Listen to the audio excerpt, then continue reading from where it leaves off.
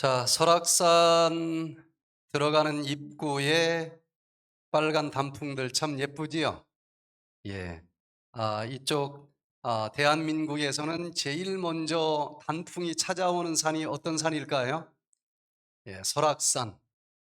설악산 저쪽 대청봉 그리고 공룡능선 이쪽에는 이제 이 단풍이 벌써 들었고 단풍이 달리기를 해요.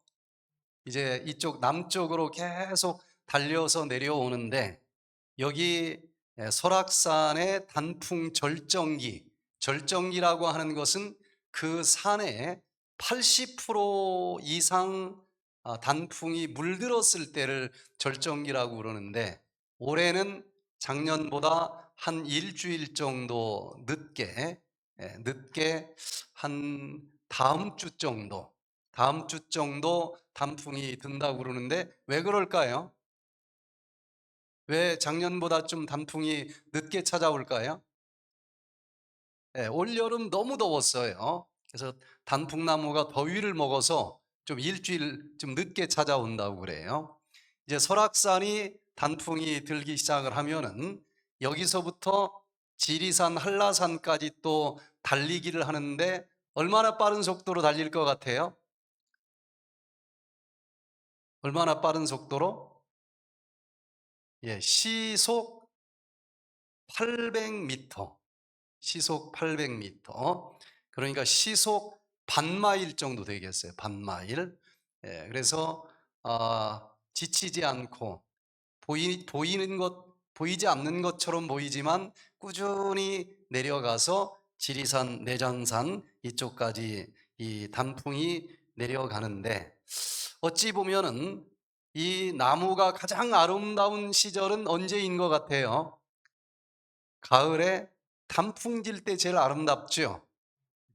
인생도 마찬가지인 것 같습니다. 젊어서 어떻게 살았을 수도 있지만 마지막이 아름다워야 보람 있지 않겠어요? 예, 특별히 예수님의 12 제자들 중에서 중간쯤에서는 가장 엉망이었던 제자 누구였을 것 같아요? 12 제자 중에서 제일 엉망인 사람은 제가 볼 때는 유다보다도 더한 제자가 베드로가 아닌가. 그러나 그 베드로는 다시 한번 예수님을 의지하면서 일어섰고 닭이 울 때마다 베드로는 통곡의 눈물을 흘렸다고 그래요. 자기의 잘못을 영적으로 디톡스하면서 다 씻어 내버리고 그 빈 그릇에 성령을 충만하게 받으면서 그 마지막은 어떤 제자보다도 아름다운 삶을 마무리 짓지 않습니까? 거의 예수님처럼 살다가 어떻게 내가 예수님처럼 똑같이 십자가에 매달려 죽을 수 있느냐. 그는 도망갈 수도 있는 기회가 있었지만은 다시 그 로마로 들어가면서 십자가를 거꾸로 짊어지고 마지막을 장식하는 정말 단풍보다도 더 아름다운 삶을 살았는데 이 베드로의 삶을 제가 연구를 해보니까 예수님의 12 제자들이 3년 반 동안 예수님에게 배운 것이 무엇을 가장 많이 배웠을 것 같아요? 아마도 예수님은 식사할 겨를도 없이 많은 환자들을 치료해 주셨기 때문에 치료하는 방법을 가장 많이 배웠을 것 같아요. 그러나 12 제자 중에서 정작 성경에 기록된 내용대로 보면은 치유 사역을 한 제자는 베드로밖에 없어요. 요한도 조금 꼽사리를 끼는데 베드로가 치료할 때 같이 있었다고 하는 장면에서만 나오고 요한이 직접 치료했다라고 하는 기록은 보이지 않아요. 그래서 12 제자 중에서 단풍처럼 마지막 사역을 정말 예수님처럼 한 제자, 예수님처럼 많은 환자들을 기적적으로 치료해 주시고 예수님처럼 말씀을 전하고 하루에 3,000명씩 회개하고 침례를 받게 하는 그런 멋진 화려한 삶을 살다가 예수님처럼 십자가에서 순교하기를 마다하지 않은 멋진 베드로의 삶을 보면서, 야, 베드로는 어떻게 똑같이 배웠는데도 12제자 중에서 유일하게 예수님처럼 치유의 기적을 베풀 수 있는 사역을 했을까? 전 그게 굉장히 오늘 새벽에 궁금했어요. 그래서 새벽 이른 시간 2시, 3시에 일어나서 베드로는 어떻게 치유 사역을 했을까? 그게 참 궁금해서 계속 이 말씀들을 살펴보면서 오늘은 베드로 치유 사역의 원리라고 하는 제목으로, 베드로도 우리와 똑같은 성정을 가진 사람들이잖아요. 그래서 내가 먼저 그 원리로 기적적으로 이 질병이 치료되는 체험을 하게 되기를 바라고, 그리고 베드로처럼 나뿐만 아니라 많은 사람들을 치유해 줄 수 있는 그런 보람된 삶을 살아갈 수 있기를 간절히 기도합니다. 자, 여기 사도행전 3장 1절부터 10절까지 있는 말씀 중에 일부를 우리 같이 한번 읽어보도록 하겠습니다. 시작. 제9시 기도 시간에 베드로가 가로되 은과 금은 내게 없거니와 내게 있는 것으로 네게 주노니 곧 나사렛 예수 그리스도의 이름으로 걸으라 하고 오른손을 잡아 일으키니 발과 발목이 곧 힘을 얻고 뛰어 서서 걸으며 그들과 함께 성전으로 들어가면서 걷기도 하고 뛰기도 하며 하나님을 찬미하니 모든 백성이 그 걷는 것과 및 하나님을 찬미함을 보고 그분의 성전 미문에 앉아, 그 본래 성전 미문에 앉아 구걸하던 사람인 줄 알고 그의 당한 일을 인하여 심히 기이히 여기며 놀라니라. 정말 단풍보다도 멋진 사역을 하고 있지 않습니까? 내게 은과 금 가진 것 없지만 예수 그리스도의 이름으로 명하노니 일어나 걸으라 했더니 암진뱅이가 벌떡벌떡 일어나서 뛰기도 하고 걷기도 하고 하나님께 영광을 돌리는 이 멋진 사역이 우리의 사역이 될 수 있기를 간절히 기도합니다. 저 또한 저의 사역이 베드로와 같은 사역이 되기를 기도합니다. 자, 그런 마음으로 오늘 말씀을 자세히 하나씩 살펴보니까 베드로는 어떤 치유 사역을 했을까? 첫 번째, 베드로는 예언의 영을 믿고 순종했기 때문에 치유 사역을 기적적으로 이뤄낼 수 있었다라고 생각이 됩니다. 여기 사도행전 2장 15절로 17절, 똑같이 12제자들이 예수님에게 교육을 받았는데 베드로는 어떻게 했길래 암진뱅이까지 일어나게 할 수 있는 치유의 사역을 하는 그런 사람이 됐을까? 15절에 보니까 때가 몇 시라고 그랬어요? 제3시니 너희 생각과 같이 이 사람들이 취한 것이 아니라. 이게 무슨 뜻입니까? 사도행전 딱 2장 들어가면서 드디어 예수님이 하늘 보좌로 승천하셨고, 그리고 그들이 마가의 다락방에서 간절히 기도하는데 드디어 예수님께서 가시면 보내주시겠다 약속한 성령이 그들에게 온 거예요. 배우지도 않은 말을 막 쌀라쌀라 얘기를 하고 그랬더니 많은 사람들이 저 사람 늘려 술 취했나 봐, 난생 처음 보는 장면을 그들은 목격한 거예요.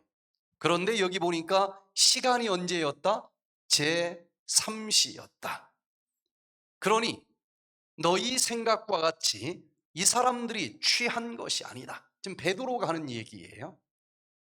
이는 곧 선지자 요엘로 말씀하신 것이니 일러스되 하나님이 가라사대 말세에 내가 내 영으로 모든 육체에게 부어주리니 너희의 자녀들은 예언할 것이요 너희의 젊은이들은 환상을 보고 너희의 늙은이들은 꿈을 꾸리라. 정말 수많은 말씀을 예수님으로부터 배웠을 겁니다. 그런데 아무도 본 적이 없는 그 현상을 보면서 그 12제자 중에서 베드로가 나가서 해석을 해주는 거예요. 저 사람들이 술이 취한 게 아니다. 예언서, 요엘서를 한번 펼쳐봐라. 즉, 이 베드로는 특별히 예언을 많이 연구했다는 것을 알게 돼요.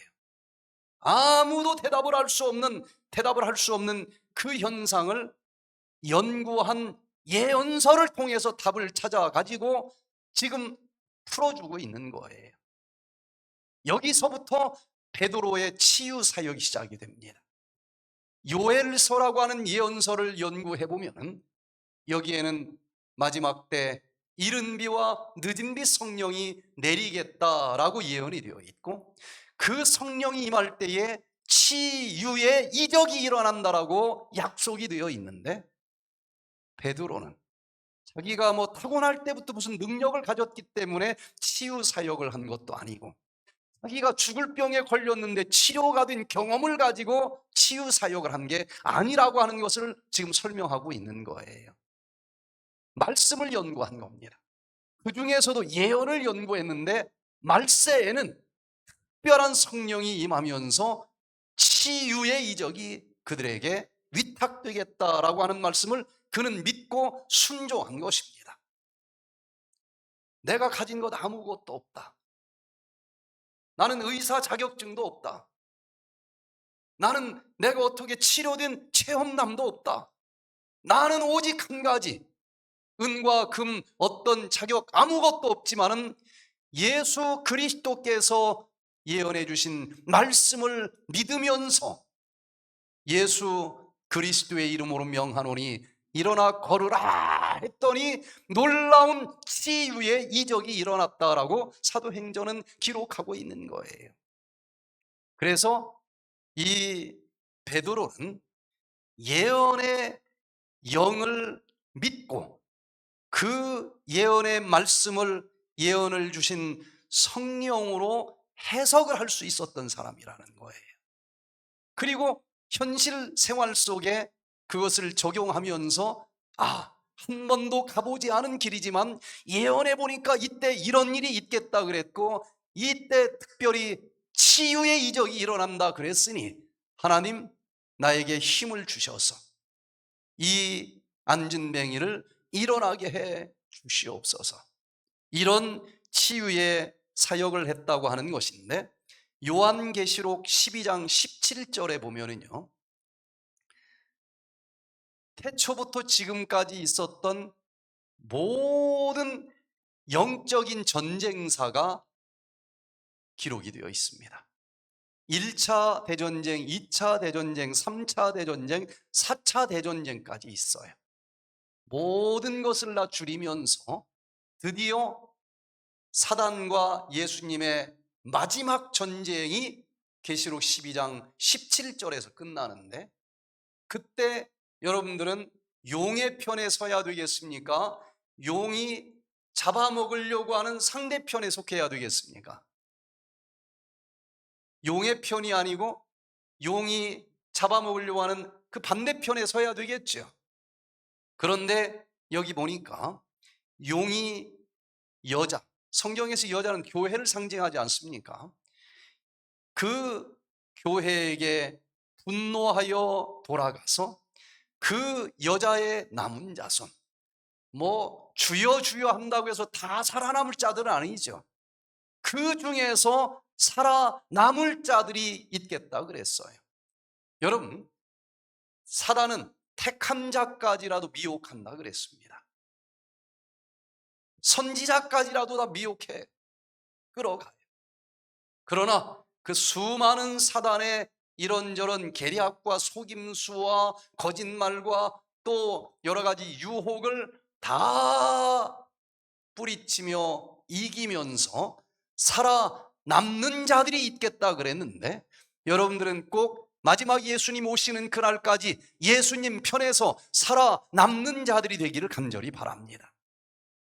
그 살아남는 자들, 이 질병으로 죽지 말고 꼭 베드로에게 주님께서 베풀어 주신 똑같은 치유의 원리를 잡으면서 살아남게 되기를 간절히 기도합니다. 그런데 그 살아남을 자손들의 특징을 두 가지로 여기서 가르쳐 주셨어요. 하나는 무엇을 지킨다 그랬습니까? 하나님의 계명을 지키며. 여러분, 베드로의 원리는 다른 곳에 있는 것이 아니에요. 하나님의 말씀으로 돌아가자는 것입니다. 말씀을 순종하시게 되기를 바랍니다. 많은 사람들이 성경의 말씀 중에서 일부만 믿어요. 특별히 그 중에서도 성경에 수많은 건강 법칙들의 계명이 있는데 이걸 지키지 않는 거예요.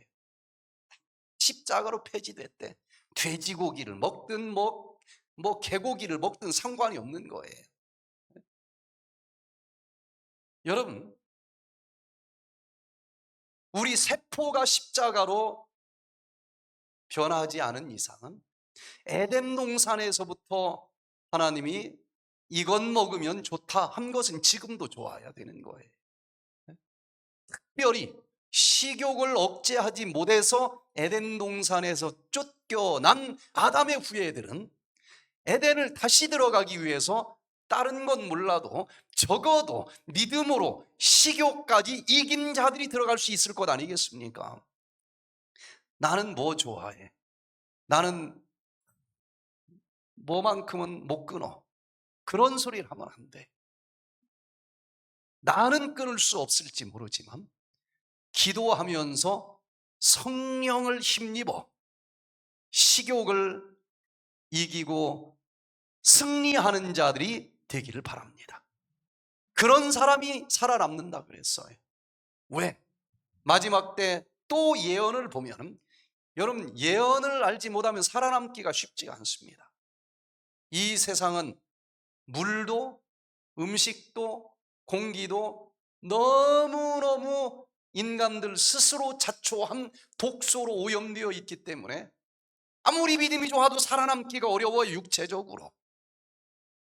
거기서 살아남을 수 있도록 또 예언의 말씀 속에 구체적으로 살아남는 방법들을 가르쳐 주셨는데, 그 말씀은 결국은 하나님의 계명과 율례와 법도로 돌아가라는 거예요.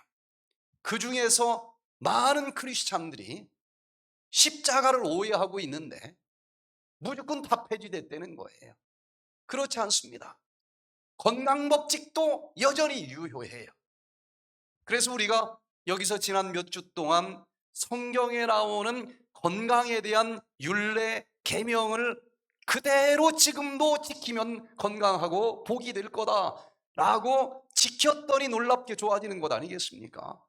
거북목도 사라지고 여기 아랫배도 없어져 버리고. 자, 그래서 하나님의 계명을 다시 한번 창세기부터 계시록까지 쭉 살펴보면서 십자가로 폐지된 계명은 무엇인가? 그럼 뭐 더 지킬 필요가 없어요.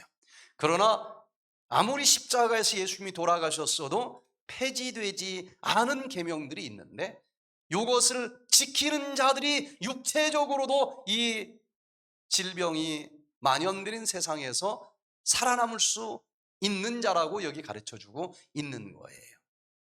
특별히 종이에다 쓴, 또 모세가 쓴 모든 계명은 다 십자가로 찢어졌어요.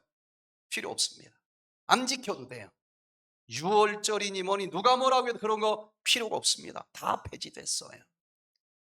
그러나 하나님이 친히 손가락으로 종이가 아니고 돌비에다가 기록한 십계명은 천지가 없어지는 한이 있어도 절대로 1.1획도 없어질 수 없는 계명입니다.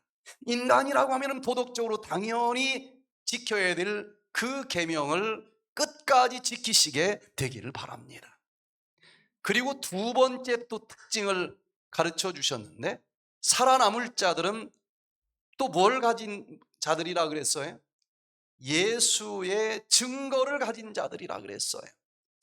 야, 이게 살아남는 자들이 되려면은 특징이 두 가지인데 그 중에 예수의 증거를 가지고 있는 자들이라 그랬으니까 이게 도대체 무슨 뜻인지 좀 알아야 되지 않겠습니까? 성경은 성경으로 풀어야 정답이에요. 또 요한계시록에 나온 말이니까 요한계시록에 있는 말씀으로 풀면 더 정확하지 않겠습니까? 몇 장 넘어가 보면 바로 이 예수의 증거가 무엇인지를 가르쳐 주고 있는데, 특별히 이것은 예언의 영이다. The Spirit of the Prophecy. 예언을 주셨고 예언을 해석해 주는 성령을 가진 자들이 살아남겠다라는 뜻입니다. 자, 다시 좀 이따 보도록 하고요. 성경은 거의 3분의 1이 예언서로 채워져 있습니다.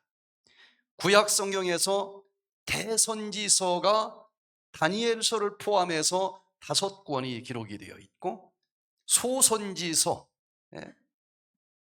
요엘서를 비롯해서 12권이 기록이 되어 있어요. 이걸 어렵다고 그냥 넘어가는 사람들이 있는데, 마지막 때 어떤 일이 있을 거라고 하는 것을 알고 대처하는 사람하고 모르고 대처하는 사람하고는 하늘과 땅만큼 살아남는 확률이 다를 거예요. 그리고 신약 성경에 또 예언서가 하나가 있는데 어떤 책일까요? 요한계시록. 합해서 18권, 거의 성경의 3분의 1이 예언서입니다. 이 세상에 수많은 경전들이 있지만 다른 종교의 경전에는 예언이 거의 없습니다. 왜? 그들은 이 세상 역사를 주관하는 신이 아니기 때문에 감히 예언을 할 수가 없어요. 하면 다 틀려요. 예언을 해도 그냥 두리뭉실한 예언을 합니다. 코에 걸면 코걸이, 귀에 걸면 귀걸이. 정확하게 예언을 할 수가 없어요. 그들 생각대로 세상이 돌아가는 게 아니기 때문에. 이 세상을 처음부터 마지막까지 주관하시는 하나님께서 기록해 주신 성경만이 예언으로 가득 차 있는 거예요.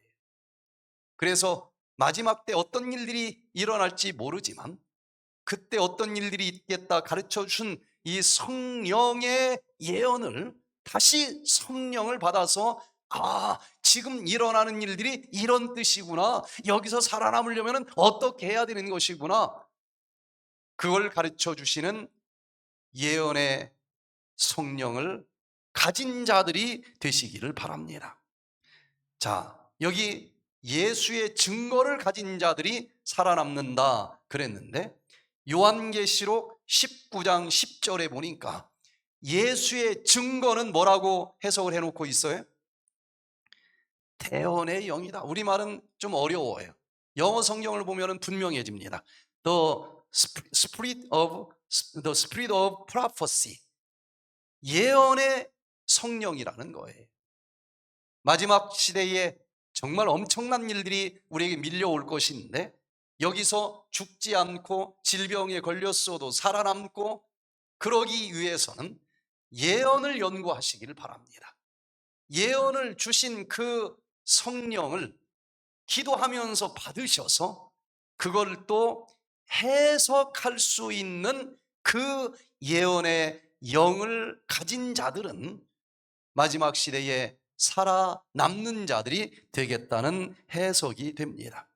자, 그 예언서 중에서 베드로가 무슨 예언서를 풀면서 그 당시 이게 어떤 일인지를 해석을 했습니까? 선지 요엘이 말씀하시기를. 다른 것에서는 답을 찾을 수가 없어. 지구 역사상 처음 보는 그 현상을 뭐라고 설명을 할 수 있겠어요? 베드로는 예언서를 연구를 많이 한 사람이에요. 그 중에서도 지금부터 2600년 전에 기록된 요엘서를 해석하게 해주는 성령을 받고 그것을 풀어서 설명을 하고 있습니다. 설명만 하는 것이 아니라 그 요엘서에 있는 말씀을 힘입어서 치료의 사역을 시작을 했다는 거예요. 여기 요엘서에 보면은 성경의 예언 중에서도 요한계시록 못지않게 마지막 중에 마지막 시대에 대한 예언을 하고 있는 것을 보게 됩니다. 여기 보면은 이 세상이 깜깜할 거라 그랬어요. 얼마나 오염이 될 것인지 깜깜합니다. 얼마나 무서운 재앙인지 메뚜기 재앙, 팥종 재앙, 늪재앙, 이거에 대해서 제가 유튜브에 자세하게 요엘서를 토시 하나 빼놓지 않고 해석하는 사람들이 거의 없습니다. 그런데 그 메뚜기 재앙이 성경에서 요엘서를 기록할 그 시대에는 가장 무서운 재앙을 그것 말고는 묘사할 길이 없었어요. 그런데 여러분 한번 바꿔놓고 생각을 해보세요. 지구 6000년 역사 중에서 가장 많은 사람의 목숨을 앗아간 재앙이 무슨 재앙일까요?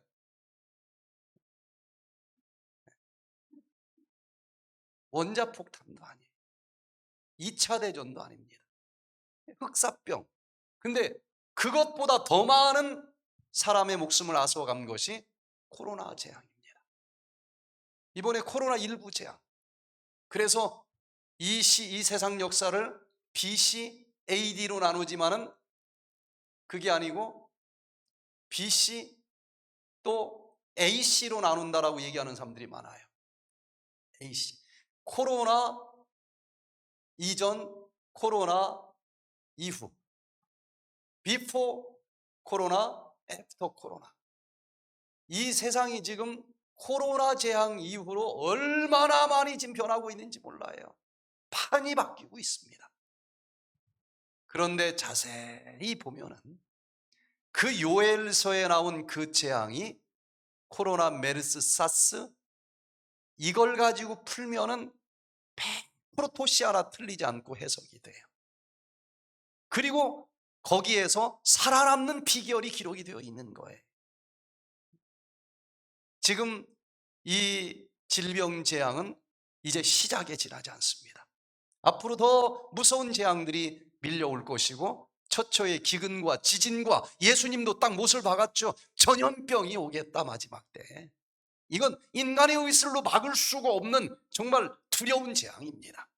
여기서도 살아남는 비결, 영적으로 육적으로 내 몸의 쓰레기들을 다 오토파지로 정결하게 씻고 정결해진 그 그릇 속에 마지막 시대 모든 환난을 이기게 해주시는 성령을 충만히 받는 자들이 이미 병이 걸렸어도 기적처럼 치료되고 살아남겠다라고 하는 예언이 바로 요엘서에 있는데 베드로가 그 수많은 예언서 중에서 요엘서를 가지고 치유 사역을 시작을 했다는 거예요.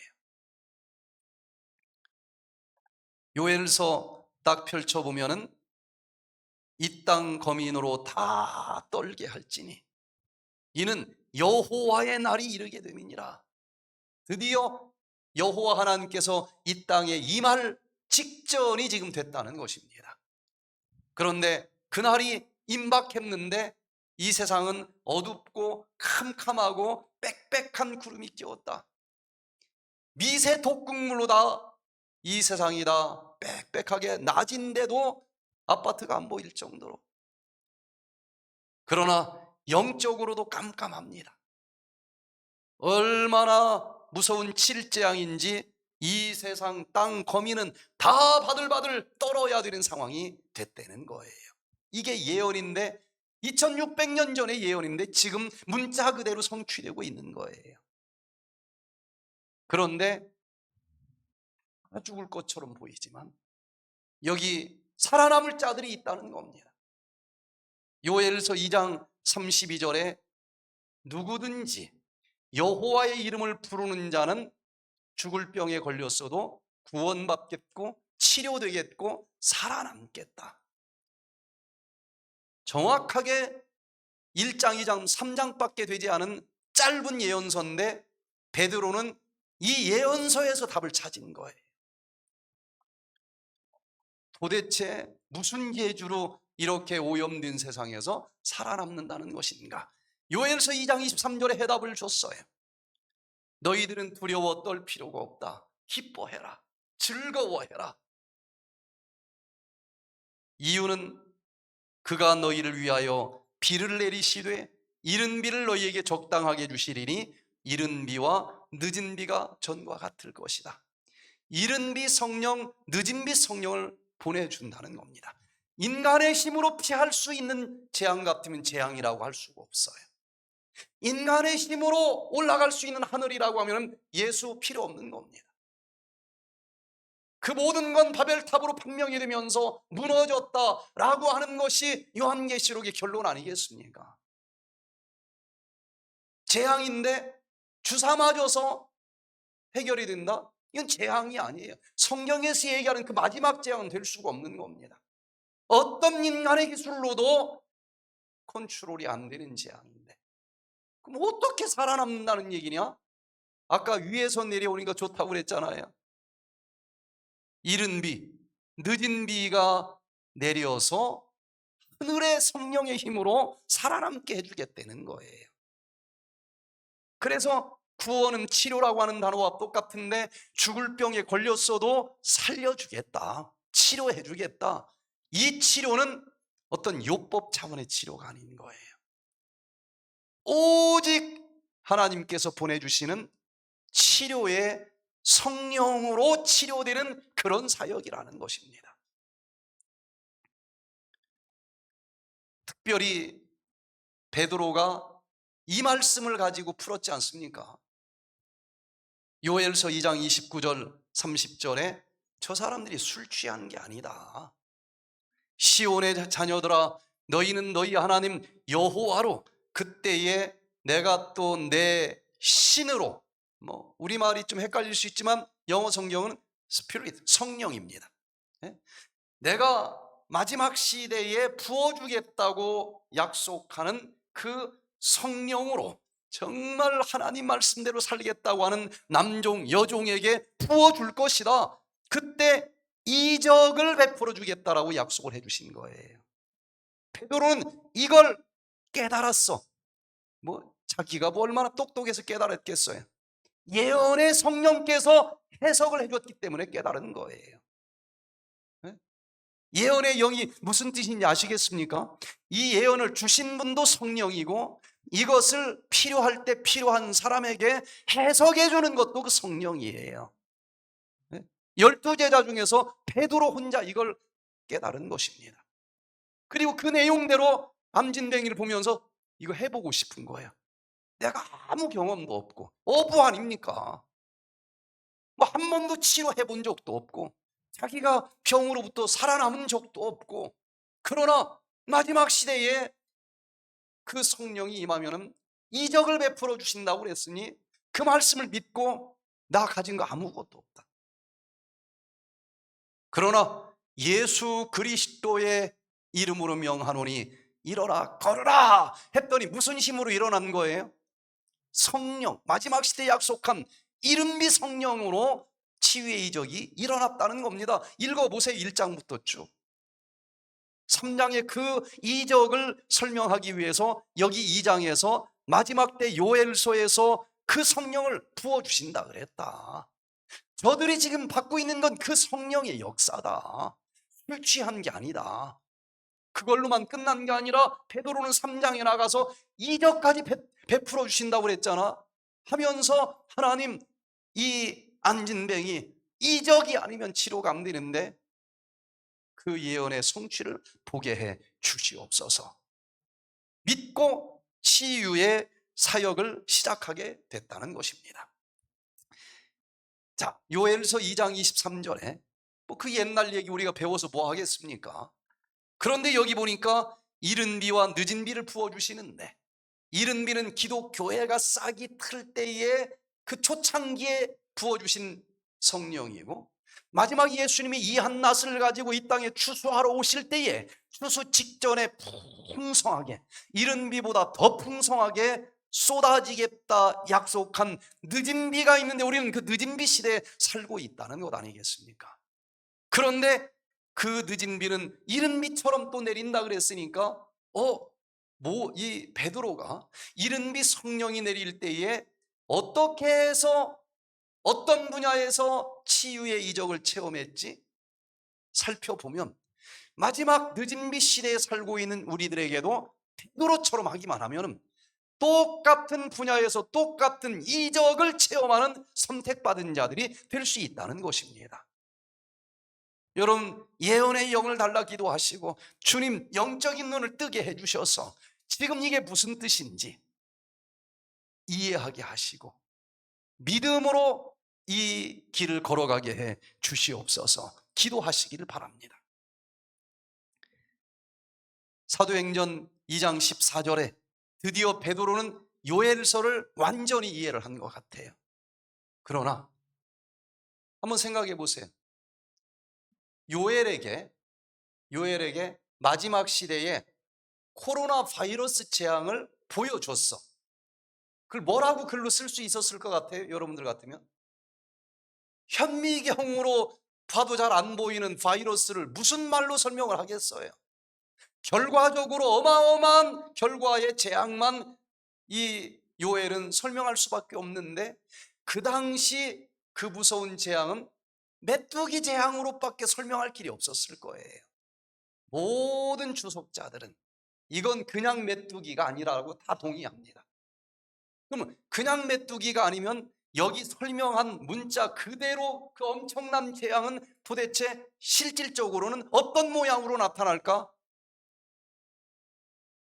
코로나 변이종이 계속 나타나면서 지구를 다 뒤덮는 이 재앙으로만 해석이 다 문자 그대로 돼요.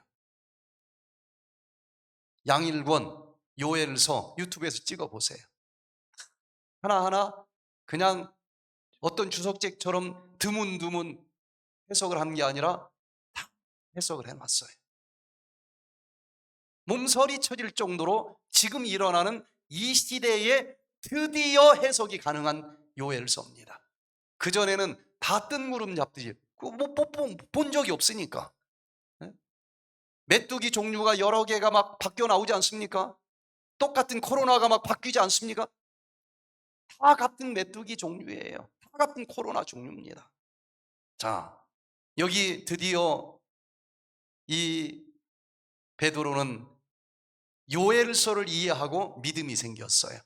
마지막 때 부어주겠다고 하는 이른 비의 역사구나. 그 성령이 임하면은 치유의 이적이 일어난다고 그랬지. 그런데 성전을 들어가다 보니까 안진뱅이가 앉아 있는 거예요. 믿음이 가슴을 막 뒤흔들었어요. 베드로가 11사도와 같이 서서 소리를 높여 가로되, 유대인들과 예루살렘에 사는 모든 사람들아, 이 일을 너희로 알게 할 것이니, 자기가 이 예언을 알게 성령께서 풀어줬으니 이걸 나눠줘야 되지 않겠습니까? 내 말에 귀를 기울이라. 때가 제 삼시니 너희 생각과 같이 이 사람들이 취한 것이 아니라 이는 곧 선지자 요엘로 말씀하신 것이니, 너무 분명하지 않습니까?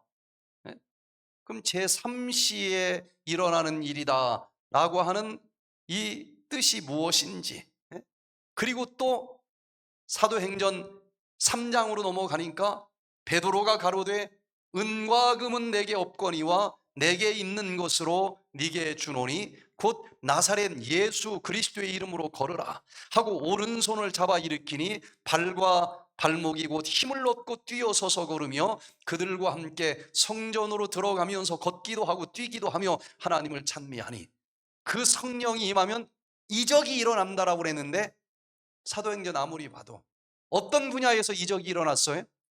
안진뱅이가 벌떡벌떡 일어나는 치료의 이적이 일어난 거예요. 치유는 구원이라고 하는 단어와 똑같으니까 요엘서가 중복적으로 완벽하게 해석이 되는 거예요. 마지막 때에 늦은 빛 성령이 내릴 때도 치유의 이적이 이 말씀을 깨달은 자들에게 임한다는 것입니다. 저만 그렇게 해석한 게 아니었어요. 여기 주석책을 보니까 종말에 늦은 비가 내림으로 복음사업 시초에 이른 비가 내림으로 성취된 예언들은 다시 성취될 것인데, 베드로가 그 이른 빛 성령을 힘입어 딱 치유의 이적을 베푸는 것처럼 마지막 시대에도 이적들이 일어나는데 병자들이 고침을 받는 이적이 일어나겠다는 것입니다.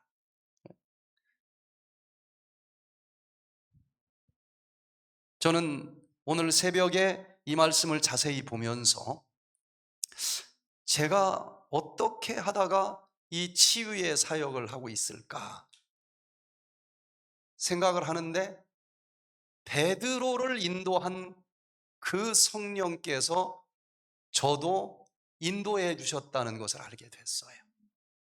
저는 무신론자로 대학 2학년 때까지 살았어요. 술, 담배를 그냥 먹은 정도가 아니라 제가 아는 친구들은 제가 술, 담배를 가르쳐 줬습니다.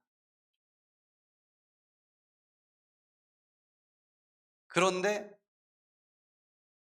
대학 2학년 때 박정희 대통령이 돌아가시고 대학을 3개월 동안 대학 캠퍼스에 가보니까 탱크가 들어가 앉아 있는 거예요. 못 들어오게 하는 겁니다. 그때 세상의 격동기 시절에 예언의 신, The Spirit of Prophecy, 이 예언의 영이 저를 지금 보니까 사로잡았던 것 같아요.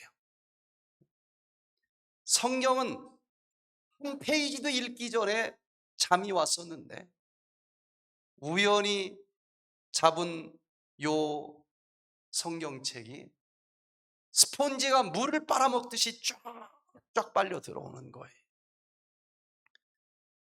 고시 공부하고 있을 때였는데 이 가방은 열어도 안 보고 오늘의 신앙이라고 하는 성경을 간단하게 요약한 책을 보고 너무 재밌어서 다니엘서, 요한계시록을 보게 됐습니다.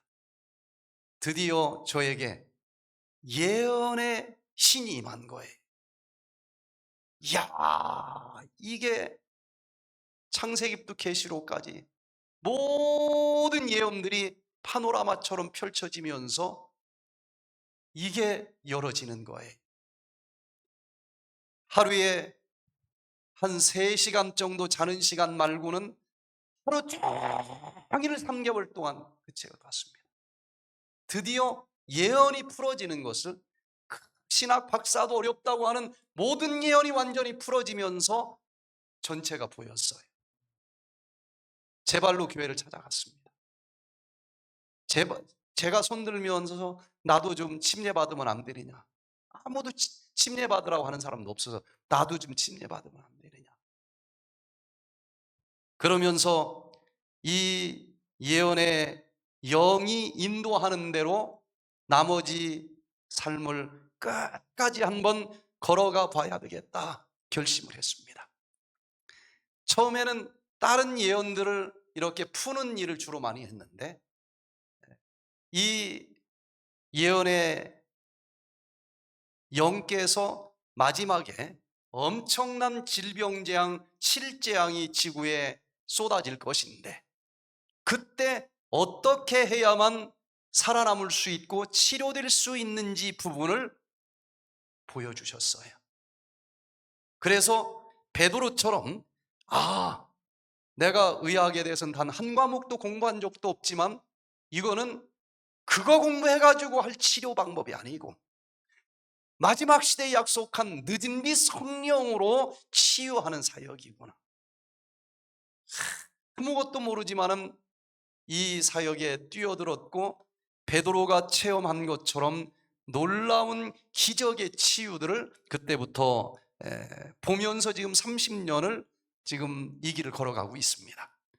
특별히 이 베드로는 두 번째, 예언이 성취될 시간에 대해서 관심이 많았어요.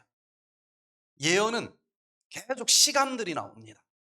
그런데 예언을 연구하면서 베드로는 그 시간에 대해서 관심이 많았고, 일을 할 때가 있고 쉴 때가 있는데 그 예언이 성취될 시간, 그 시간에 무엇을 해야 되는지를 정확히 이해하고 그 활동을 한 것입니다. 베드로가 그 성령이 임하기 전에 치유 사역을 했으면 아마 실패했을 거예요. 그러나 지금은 성령의 때이다, 치유의 기적을 베풀어 주실 만한 때이다, 그걸 믿고 예언이 얘기한 그 시간에 활동을 한 치유 사역자였기 때문에 성공을 했다고 믿습니다. 자, 여기 보니까 사도행전 2장 1절에 오순절날 기도하는 사람들에게 이상한 일들이 벌어졌죠. 하늘에서 급하고 강한 바람 같은 소리가 있고 그런데 이상한 말을 하니까 사람들은 저 술 취했다. 근데 베드로는 그때 딱 예언의 해석을 해주는 성령께서 이거는 지금까지 연구하던 그 요엘서 마지막 때 부어주시겠다고 하는 그 이른비 성령의 역사다. 자기가 얼마나 똑똑해서 알았겠어요. 그 성령께서 가르쳐 주신 것이지. 그러면서 지금이 제3시 아니냐, 너희 생각과 같이 이 사람들이 취한 것이 아니다. 또 여기 보니까 3장 1절에는 제9시 기도하는 시간에 그 안진뱅이가 치료되는 이적이 일어났어요. 왜 시간을 정했을까? 그냥 치유해 줬으면 됐지. 이 의미가 있습니다. 자, 보세요. 제3시는 유대인들의 시간으로는 6을 더하면 돼요. 그러면 낮을 12시간으로 했는데 해가 뜨는 아침 6시부터 시간을 시작해서 7시면 제1시입니다. 그러니까 제3시면은 6을 더하니까 몇 시가 돼요? 오전 9시가 되는 거예요. 아니, 오전 9시에 술 취했겠느냐 이 얘기입니다. 무슨 오전 9시에 술 먹고 취해 있겠느냐, 그게 아니다. 그리고 또 제9시가 나오는데 9시면은 6을 더하니까 몇 시가 되겠어요? 9시면은 6을 더하면은 9시, 10시, 11시, 12시, 이제 오후로 넘어가서 3시간을 더 가니까 오후 3시가 돼요. 오후 3시에 왜 그 최초의 이른비 성령으로 인한 치유의 기적을 베풀었을까? 왜 시간을 굳이 썼을까? 자, 한번 보십시다. 제3시는 마가복음 15장 25절에 보니까 예수님이 십자가에 못 박힌 시간입니다. 오전 9시에 못 박히셨어요. 그 시간에 마가의 다락방에서 이른비 성령이 부어지기 시작을 했습니다. 제9시면 어떤 시간일까? 제3시 오전 9시에 예수님이 십자가에서 이제 올라가셔서 6시면은 12시죠. 6 더하면은 오전 12시가 되면 온 땅이 이제 어두워졌어요. 그러면서 제9시까지 오후 3시까지 그렇게 깜깜하게 가더니 뭐라고 했습니까? 마가복음 15장 34절에 보니까 예수께서 제9시에 크게 소리 지르시되 엘리 엘리 라마 사박다니 하시니, 이를 번역하면 나의 하나님 나의 하나님 어찌하여 나를 버리셨나이까 하고서는 숨을 거둔 시간이 제9시예요. 오후 3시입니다. 즉 오전 9시부터 십자가에서 우리의 죄를 다 용서하기 위해서 계속 고통의 시간을 갖다가 오후 3시에 드디어 완전히 십자가의 사역을 마친 시간인데, 그때 치유의 기적을 첫 번째로 베풀어 주셨다는 것을 연결시키고 있는 거예요. 자, 여기 요엘서에 보니까 제3시에 너희 생각과 같이 이 사람들이 취한 것이 아니라 이는 곧 선지자 요엘로 말씀하신 것이니 일러스되 하나님이 가라사대 말세에 내가 내 영으로 내 모든 육체에게 부어주리니 너희의 자녀들은 예언할 것이요 너희의 젊은이들은 환상을 보고 너희의 늙은이들은 꿈을 꾸리라.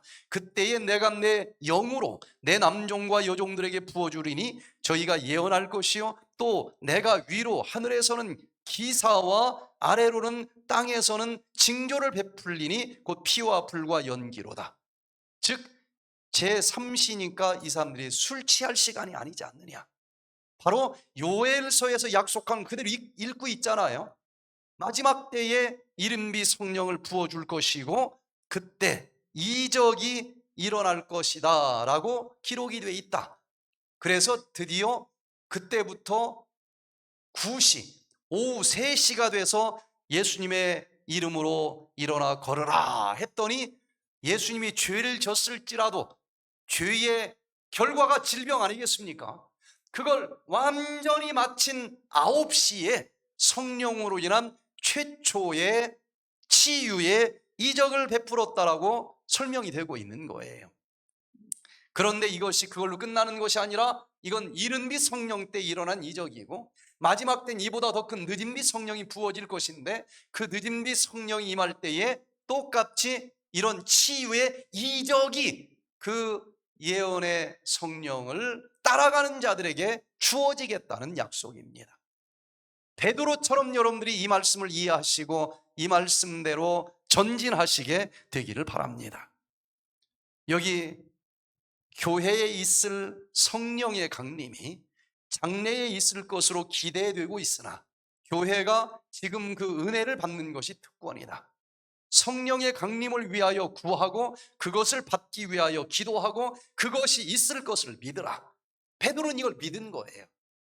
우리는 그것을 소유해야 한다. 그리고 하늘은 그것을 주려고 기다리고 있다. 여러분, 지금은 늦은비 성령의 때라는 것입니다. 베드로가 이른비 성령의 때라는 것을 알고 일어나 걸으라 한 것처럼 우리는 지금이야말로 여러 가지 징조를 볼 때에 정말 늦은비 성령이 임할 때라는 것을 성령으로 깨달으시고 기도하시고 믿으시고 치유의 이적을 체험하고 베푸는 주인공이 되시기를 간절히 바랍니다. 제가 지난 날 한 달 동안 미국을 갔어요. 저는 베드로가 믿은 것처럼 지금은 늦은비 성령의 때이고 늦은비 성령이 임할 때에 치유의 이적이 일어난다는 말씀을 믿고 갔습니다. 여기 여러 스태프들이 같이 해도 만만치 않은 사역이에요. 저 혼자 갔습니다. 왜? 성령께서 하시는 일이니까.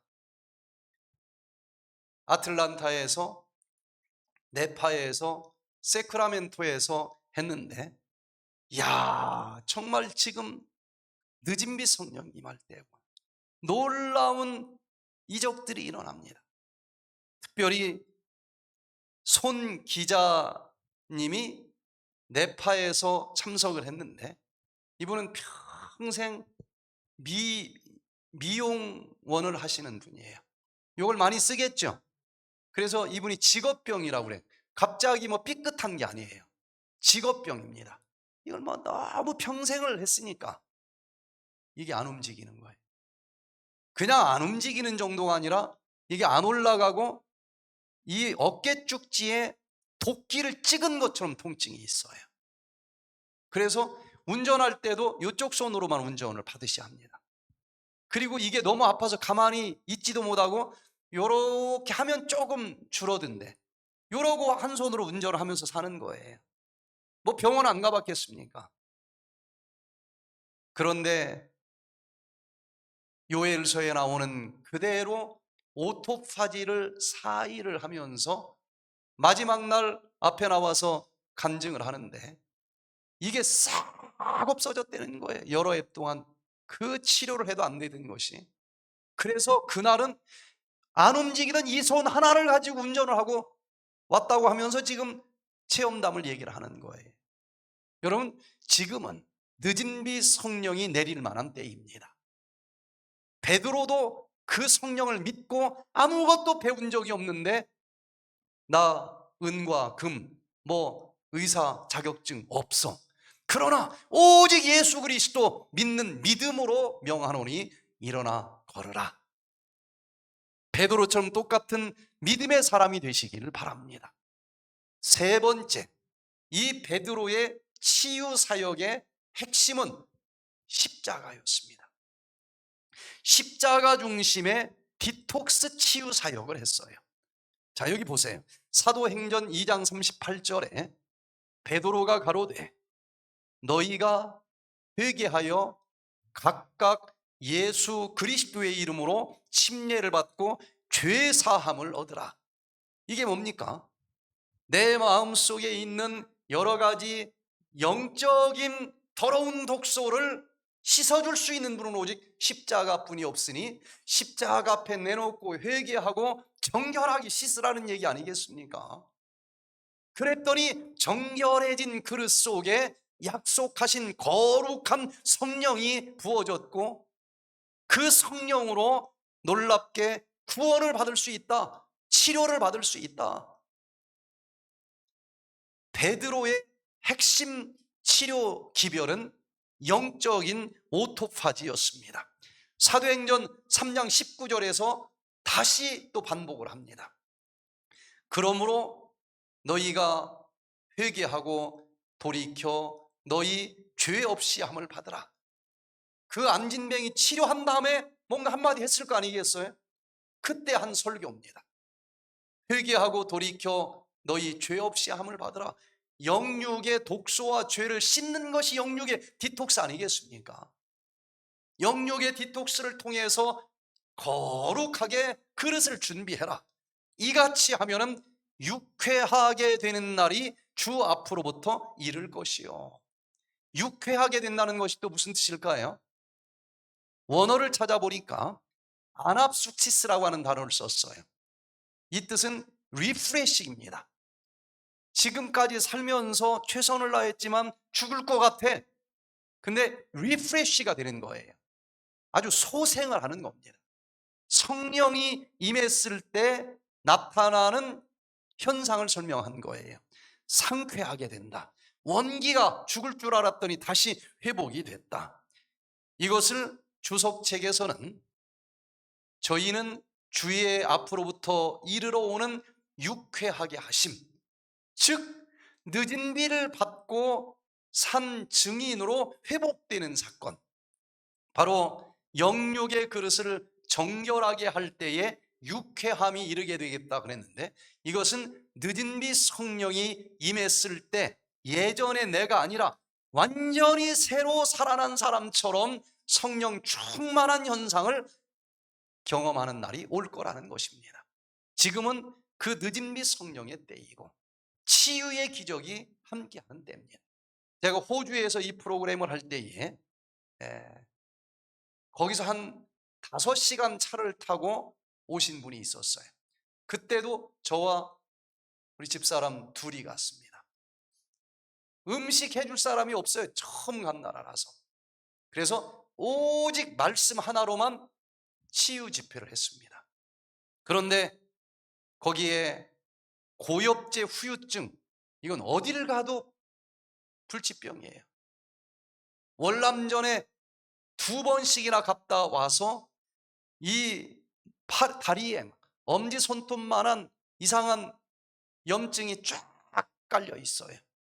문둥병약도 먹고 무슨 항암제도 투여해보고 별의별 걸 다 했는데도 꿈쩍도 안 한대요, 이거. 그런데 이분이 첫날 하루만 딱 참여하려고 했다가 1시간 강의를 듣더니 매일 왔어요. 그때는 오직 십자가 외에는 저도 할 얘기가 없습니다. 이분이 제일 앞자리에 앉아서 맨날 눈물을 닦으면서 들어요. 이분이 마지막 날 나와서 자기가 40년 동안 신앙을 했지만 지난 40년보다도 지난 일주일 동안 자기는 십자가에 완전히 젖어서 살았다는 거예요. 모든 죄를 다 십자가 앞에 내려놓고 정결하게 씻었더니 거룩한 성령이 들어온 것 같아요. 꿈쩍도 안 하던 요 고엽제 후유증이 싹 사라졌다라고 하는 겁니다. 이제 그 성령께서 십자가와 함께 영육의 죄와 더러움을 다 씻어 놓을 때 그 정결해진 그릇 위에 부어 주겠다 약속을 하신 겁니다. 마지막으로 네 번째, 성령의 치유 능력을 베드로는 믿었어요. 그냥 예언 공부하고 끝난 게 아니고 거기에 마지막 때가 되면은 그 성령이 임하고, 그 성령이 임하면은 자기도 한 번도 본 적이 없지만 치유의 이적이 일어난다고 그랬구나, 이걸 믿은 것입니다. 제9시의 기도 시간에 베드로와 요한이 성전에 올라갈새 나면서부터 안진뱅이 된 자, 나면서부터 안진뱅이입니다. 사람들이 메고 오니 이는 성전에 들어가는 사람들에게 구걸하기 위하여 날마다 미문이라고 하는 성전문에 두는지라. 베드로가 가로되, 여기 요한도 있기는 하지만 베드로가 전부 했어요. 베드로가 가로되 은과 금은 내게 없거니와 내게 있는 것으로 네게 주노니 곧 나사렛 예수 그리스도의 이름으로 걸으라 하고 오른손을 잡아 일으키니 발과 발목이 곧 힘을 얻고 뛰어서서 걸으며. 참으로 놀라운 일 아닙니까? 그런 얘기는 이른비 성령이 역사고, 지금 이 시대는 이 성령보다 더 풍성한 늦은빛 성령이 내릴 만한 시기라는 거예요. 예언의 성령을 받으셔서 이 말씀이 흔하게 해석이 되고, 이 약속대로 우리가 나가서 수많은 환자들을 기적처럼 치료하는 그런 베드로의 치유 사역과 같은 그 멋진 일에 여러분들이 동참해 보시기를 바랍니다. 저도 베드로처럼 이 말씀을 믿었어요. 제가 이 치유 사역을 하면서 제 오른쪽 눈을 감으면 요만큼 빨간 구름이 껴있고 눈을 뜨면은 요만큼이 안 보여요. 너무 답답해요. 처음에는 현미밥으로 치료를 하는 줄 알았어요.